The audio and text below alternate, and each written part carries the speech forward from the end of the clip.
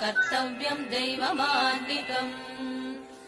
उत्तिष्ठोत्तिष्ठ गोविन्द उत्तिष्ठ गरुडध्वज उत्तिष्ठ कमलाकान्ता त्रैलोक्यम् मङ्गलम् कुरु उत्तिष्ठोत्तिष्ठ गोविन्द उत्तिष्ठ गरुडध्वज उत्तिष्ठ कमलाकान्ता त्रैलोक्यम् मङ्गलम् कुरु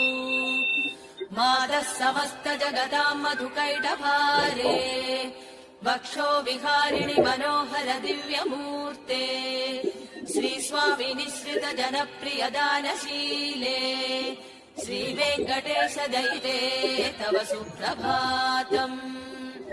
मातः समस्त जगताम् मधुकैटभारे वक्षो विहारिणि मनोहर दिव्य